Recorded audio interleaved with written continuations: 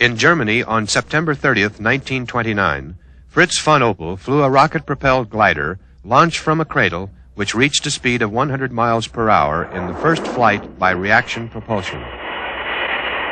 On September 2nd, 1930, Captain Duodun Coste and Maurice Ballant took off from Le Bourget Airport in Paris on a non-stop flight to New York in a single-engine two-seater biplane nicknamed the Question Mark.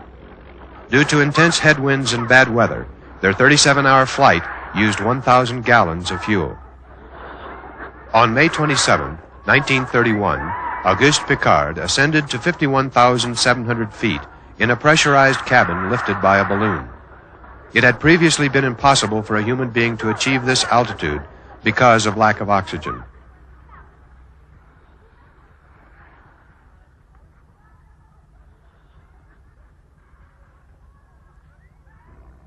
On June 23, 1931, in the United States, the American ex-parachute jumper Wiley Post and the Australian Harold Gatty undertook for the first time in an aeroplane a trip around the world. This was done previously by the dirigible Graf Zeppelin in 21 days and 4 hours. On the first leg of the trip from the U.S., Post and Gatty landed at Le Bourget Airport outside Paris, having made a safe crossing at an average of 130 miles per hour.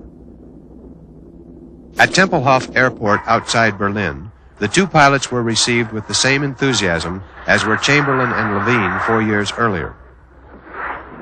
The two men continued their trip across Russia and the wasteland of Siberia. Facing storms, fog, and bad weather, they continued their flight under the worst possible conditions and in sub-zero temperatures.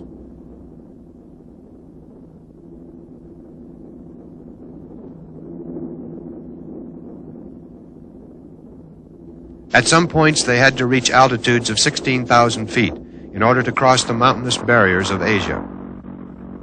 Their airplane, a Lockheed Vega, the Winnie Mae, was sponsored by Mr. Hall, a petroleum magnate.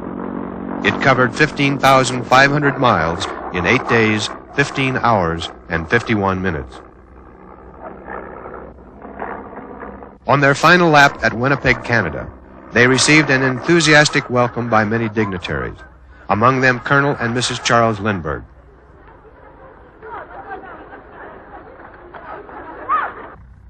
As part of war reparations, Germany gave the United States the dirigible Graf Zeppelin, which entered service in the United States Navy in 1924 and served for 15 years. It was renamed Los Angeles. Its length was 721 feet, and it carried 2,460,000 cubic feet of helium. This dirigible made 331 training flights for a total of 4,320 hours. Because of its unusual capabilities, the United States constructed two more dirigibles named Akron and Macon. These dirigibles had a capacity of over 6 million feet of helium and a length of over 852 feet. They were propelled by 8 engines with 560 horsepower each.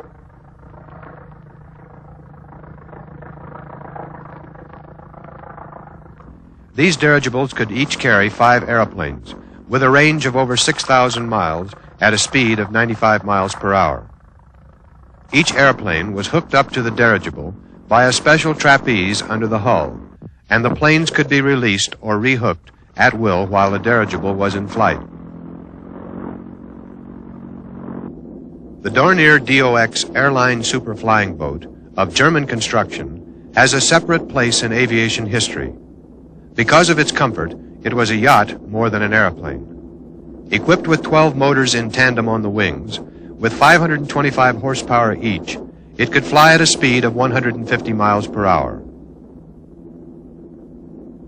The motors could, if necessary, be repaired during flight. A team of 6 mechanics had access to each of the motors through a narrow corridor.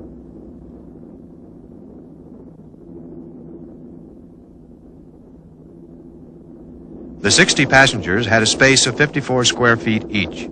There was room to dance.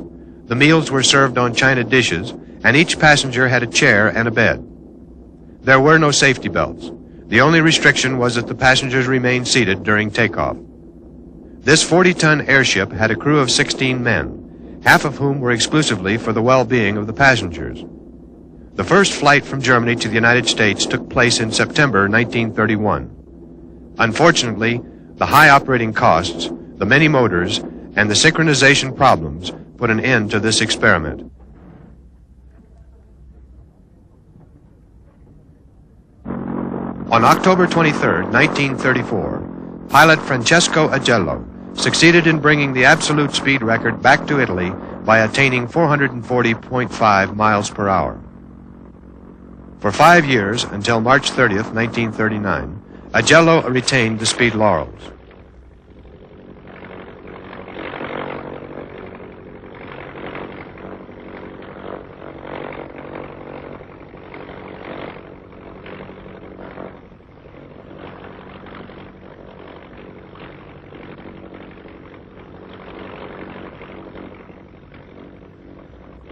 His plane was a Macchi Castoldi MC-72, powered with 2 water-cooled Fiat 12-cylinder engines, one behind the other, with reciprocal air screws of 2,800 horsepower each.